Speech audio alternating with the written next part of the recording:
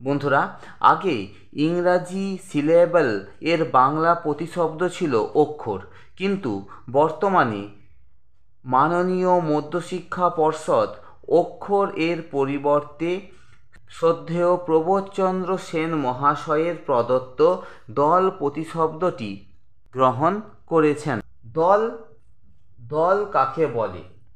দল অর্থাৎ বাকযন্ত্রের স্বল্পতম প্রচেষ্টায় বা এক ঝোঁকে শব্দের যতটুকু অংশ বা ধ্বনিখণ্ড উচ্চারিত হয় তাকে দল বা অক্ষর বা সিলেবল বলা হয়। এটা সহজ করে বললে হয়, আমাদের যে বাকযন্ত্র, সে বাকযন্ত্রের স্বল্পতম প্রয়াসে বা প্রচেষ্টায় কোনো শব্দের যতটুকু অংশ উচ্চারণ করা যায় বা উচ্চারিত হয় তাকে দল বা অক্ষর বা সিলেবল বলা হয়।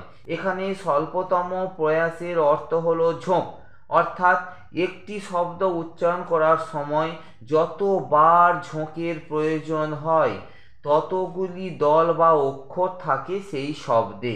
আবার কোনো কোনো শব্দে একবারই উচ্চারিত হয় বা একটিই ঝোঁক থাকে, আবার কোনো শব্দে একাধিক ঝোঁক থাকে।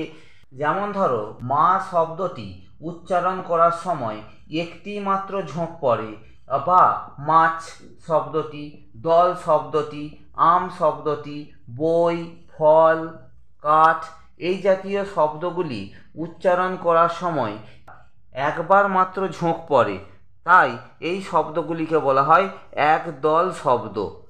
যে শব্দে একটি মাত্র দল থাকে সেই সমস্ত শব্দকে একদল শব্দ বলা হয়। আবার বন্ধুরা, মাতা শব্দটি লক্ষ্য করো। মাতা শব্দটি যদি আমি উচ্চারণ করি সেক্ষেত্রে আমার দুবার ঝোঁক পড়বে। প্রথমবার হলো মা, তারপর দ্বিতীয়বার হলো তা। এরকম বাড়ি শব্দটি উচ্চারণ করার সময় আমাদের দুবার উচ্চারণ করতে হবে, বা আর রি, দুবার ঝোঁক পড়বে। একই রকম বাংলা শব্দটি উচ্চারণ করার সময় আমাদের দুবার ঝোঁক পড়বে, প্রথমে বাং আর তারপর লা। অর্থাৎ যে সমস্ত শব্দ উচ্চারণ করার সময় দুটি দল থাকে বা দুবার ঝোঁক পড়ে সেই শব্দগুলিকে দ্বিদল শব্দ বলা হয়। একই রকমভাবে জননী, জননী শব্দটি উচ্চারণ করতে গেলে আমাদের হবে জ ন নি, তিনবার ঝোঁক পড়ছে, অর্থাৎ এটি তিন দল বিশিষ্ট একটি শব্দ।